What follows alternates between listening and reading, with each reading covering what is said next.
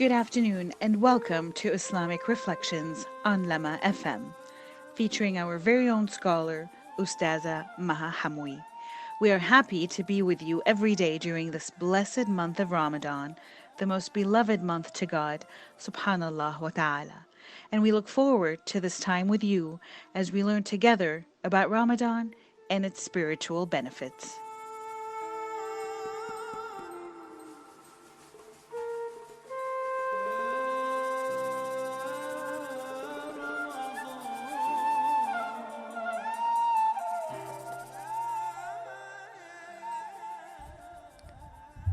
بسم الله الرحمن الرحيم. الحمد لله رب العالمين، والصلاة والسلام الأتمان الأكملان على سيدنا محمد أبد الآبدين وفي كل وقت وحين وعلى آله وصحبه وسلم. One cannot help on this day of Ramadan but remember a specific situation that had happened in the time of Rasulullah sallallahu alaihi wasallam. Actually, not a situation, but a whole battle. And of course, I am talking about the battle of Badr. Well, the name of the battle came because the battle took place close to Medina, outside of Medina, of course, and it was near a well, and that well, it was called Badr. And so that's where the name comes from. And the reason I'm remembering that battle is because of its importance for the Muslimin at that time, and because of what we can learn from it at this time. At that time, the Muslimin have just left Mecca. They actually were kind of they left basically because they were frightened for their religion. And so when they left everything behind. No home, of course, possessions. A lot of them left in the night where they couldn't even carry any of their possessions at all. No clothes, no furniture, what have you. Well, it ended up that, of course, Rasulullah sallallahu alaihi wasallam has made the Muslimin became brothers, and Rasulullah sallallahu alaihi wasallam akha bayn al-Muslimin means actually he brought one from al-Muhajirin from Mecca and one of al-Ansar of people of Medina, and they're called al-Ansar because of course they gave help and they were there totally for the people who came from Mecca, for al-Muhajirin. Now, that was something that actually they had promised Rasulullah sallallahu alaihi wasallam. You see, before he migrated to Medina, he had met with the people from Medina, and they had promised him that if he was to move to Al-Madinah, to come to them, they will help. They will be there for him. Also, they promised him that if some enemy invades in Medina, they will help to protect Al-Madinah, and then they will stand next to the Muhajirin in combat if need be. So basically, that was the agreement. Then things progressed. The year has passed, and Muslimin throughout that year have become really poorer. They're in much more need, because you go to a city where the people are not rich in the first place, and yet whatever they have to divide in two, because now we have a pouring onto that city of refugees who actually are in need of basically every single thing. So that left the Muslimin in quite a bit of a need. Rasulullah sallallahu alaihi wasallam has heard about a caravan that was coming from Syria to get to Mecca, headed or led by Abu Sufyan. Now Muhammad sallallahu alaihi wasallam, he had intercepted caravans before. This was really of the idea of the whole issue of intercepting the caravans. It was a form of an economic pressure that Rasulullah sallallahu alaihi wasallam was trying to invoke onto the Qurayshi people. Now this caravan was of a great magnitude. It seems like there is nobody of Quraysh lest have placed some money with Abu Sufyan, since he was such a prominent figure in their society. And they were hoping to be raising a whole lot of money, of course. Now, when Rasulullah sallallahu alaihi wasallam heard about the caravan, it was when he was at the masjid. He just got the news. And so he told the Muslimin in their prayer, he said, anyone who is here, I need to move fast. We need to get out and we need to intercept this specific caravan. Some of the Muslimin said, Ya Rasulullah, we have horses, or we have some more weapons somewhere. We have maybe better, heavier type of clothing, or even shoes yet. That maybe we can go home and get them. He said, there's no time. If we don't go out now, we're just not going to be meeting them. So whoever was there went out with Rasulullah sallallahu alaihi wasallam. They say it's anywhere between 270 and 300 men of a force. Not really prepared for any type of military action at all. And when they left, they got to this place that they thought that that's the good meeting place to meet the caravan. And when they got there, apparently Abu Sufyan has heard about the Muslimin going out of Medina, so he turned the caravan around and he took a different route, and he in fact avoided meeting the Muslimin. Well, not only did he do that, but now when he got to Mecca, he decided with the Qurayshi people to come out and to meet the Muslimin. But now it was not a caravan any longer that was coming out, it was an army.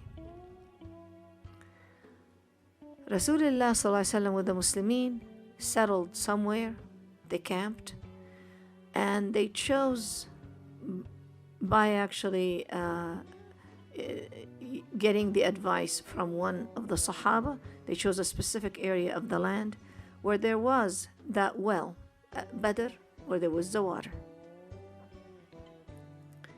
Well, by the morning, they had figured out that in fact whoever has come out to meet them is not the caravan. It's an army of 1,000 people, all prepared to fight for military fight. And it was in fact something that bewildered the Muslimin. Muhammad sallallahu alaihi wasallam stood asking the Muslimin, seeking counsel, getting their opinions about what's going on. And he said, now the situation has changed. So what do you advise? Should we go back? Should we confront them? And he asked, and Abu Bakr as-Siddiq, of course, stands up and he says, Ya Rasulullah, it's whatever you decide, we're with you. And Rasulullah asks again, until Al-Ansar, the people from Al-Madinah, on behalf of them speaking, Sa'd ibn Mu'adh, one of Al-Ansar, said, Ya Rasulullah, we're with you. And Rasulullah was trying, in fact, to get the council. He's trying to get the people from Al-Ansar to agree, to be in agreement, because whatever they had promised him was to defend al-Medina. They were not really promising him to confront any enemy outside of Medina. The way things are now were different than the agreement he has actually struck with them some time ago. The Muslimin were that night knowing that tomorrow morning they're going to be meeting the enemy. They know that they're not prepared, but yet they know that there is no way out of doing whatever it is they're supposed to be doing right now. It was a situation that just presented itself that way. Allah subhanahu wa ta'ala is not leaving them alone. Here is where they actually, their hearts were so united and they were caring for each other. There was a solidarity in every mode, in every thought. And then there was also another thing. Allah subhanahu wa ta'ala says in the Quran, He says, وَلَقَدْ نَصَرَكُمُ اللَّهُ بِبَدْرٍ وَأَنْتُمْ أَذِلَّةٌ. Adillah, it means the situation, the state in which their hearts were, their psychology was. It was a state of humility before Allah subhanahu wa ta'ala, a state of, there's a humble attitude, there is a state of need, yet dependence, yet hope, everything that was in their heart. On one side, connected with each other in solidarity. On the other side, it connected with Allah subhanahu wa ta'ala ever so totally. It was that night something amazing happened. Allah subhanahu wa ta'ala said, He said, I sent a sakina unto them. A sakina is serenity, and in a way, surrender to the serenity. It's uninterrupted. It's really an amazing issue, because what it caused them to do is it caused them to sleep so comfortably. And comfort is what they needed. And Allah subhanahu wa ta'ala provided for them a divine way of sleeping. It's really something. Now, yes, the Muslimin did. Rasulullah sallallahu alaihi wasallam, they had set up for him his own tent, so he was in it. Did not sleep a wink, not a wink, all night long. Rasulullah sallallahu alaihi wasallam was in prayer all night long. He was calling unto Allah subhanahu wa ta'ala. He was seeking Allah subhanahu wa ta'ala's aid and help. He was repeating and insisting and pleading and saying, Ya Rabbal Alameen, if this group of people is to be demolished tomorrow, you would never be worshipped on this planet, ever. Because he sees Rasulullah sallallahu alaihi wasallam, he sees those people are the ones that are carrying, subhanallah, the banner forwards. They're carrying the message. They've got a message to deliver. And Ya Rabbi, and Rasulullah sallallahu alaihi wasallam is calling unto Allah, and Abu Bakr as-Siddiq is sitting with him. And then he says to him, and Rasulullah raises his hands up so high that that his cloak keeps falling off his shoulders, and Abu Bakr as-Siddiq brings back his cloak and puts it on his shoulders, and he says, Ya Rasulullah, Allah subhanahu wa ta'ala is going to give you his promise. Allah subhanahu wa ta'ala is going to make his promise true.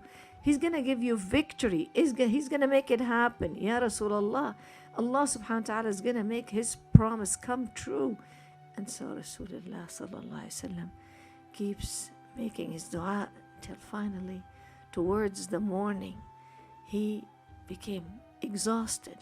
He sat down and he closed his eyes like for mere minutes, as though it's like a mere minute sleep. You know, like you slipped, you're barely slipping into sleeping, is what has happened to Rasulullah sallallahu alaihi wasallam when he opened his eyes, and now with a big bright smile on his face, saying the glad tidings. He's saying, Abshiru, we have good news. He says, Ya Abu Bakr, good news. And he is saying, what are the good news? Well, he says, here he is, Jibreel alayhi salam, Israfil alayhi salam, Mikael alayhi salam, the three most prominent angels have come down to the aid of the Muslimin, each of them followed by 1,000 of the best fighters of angels. These angels are just designated warriors. That's what they are. And Rasulullah sallallahu alaihi wasallam was comforted by the thought. And they did meet with the kuffar that day, of course. They did confront Quraysh. And that is the only day when the angels indeed fought next to the believers, and victory was theirs by the end of the day.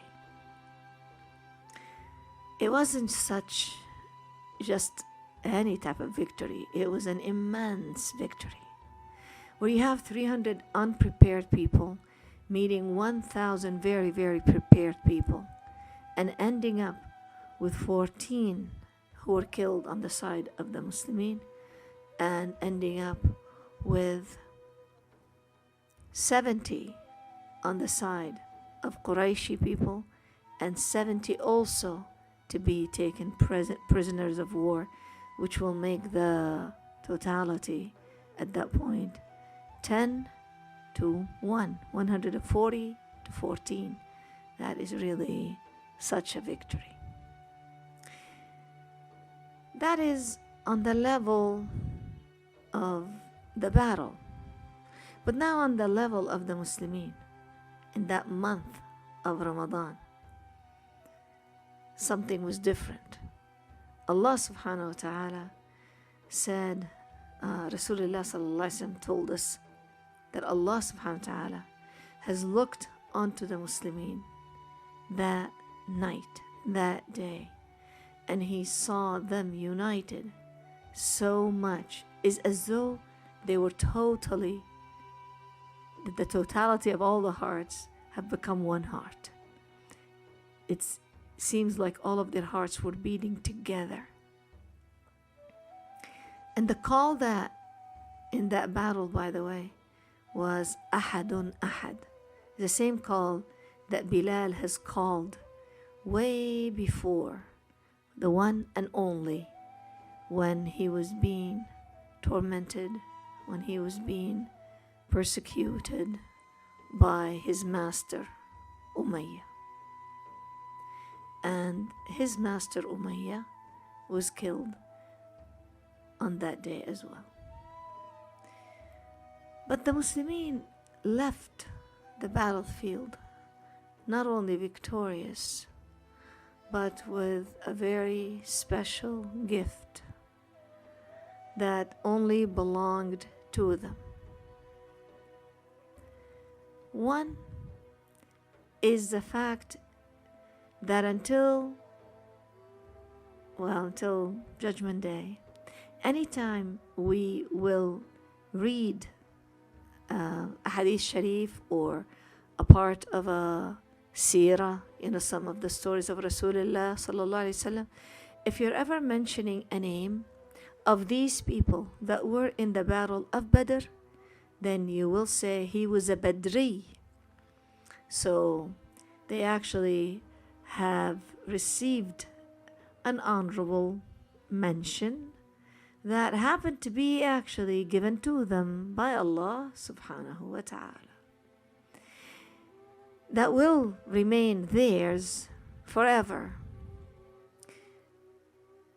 And next is the fact that Rasulullah sallallahu alaihi wasallam said, Allah subhanahu wa ta'ala has forgiven their sins, the ones that they have done before and the ones that they are going to do after.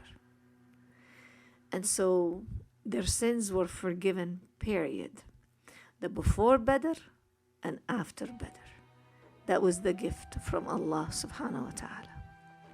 As for the Ummah, actually this was a brand new chapter for them. From that day on, they were no longer the ones that have ran away, not ran away, but they were actually sent away or pushed away by the Qurayshi, and they had to do that in secret, fearing persecution. Today, the Muslimin were looked at as a strength, as power, as Muslimin were always dignified, but now they were dignified in the eyes of the Qurayshi, the eyes of the non-believers, because after that victory they had made their mark. It was definitely a milestone in the history of the Muslim Ummah. It was the very, very beginning of the strength of the Muslim Ummah. It was a time that all the tribes around them have begun to understand that they are a power to reckon with, and they are a power to be recognized as such. Such a lesson to learn for all of us in today's world and in today's time. And we're hoping that we will unite, inshallah, and we'll look after each other, and to where Allah subhanahu wa ta'ala will look at us and accept us with pleasure and provide us, inshallah, the strength we need to go on and continue to deliver the message of Rasulullah sallallahu alayhi wa sallam. Jazakumullahu khair. Assalamu alaikum. Sallallahu ala Sayyidina Muhammad wa ala alihi wa sahbihi wa sallam.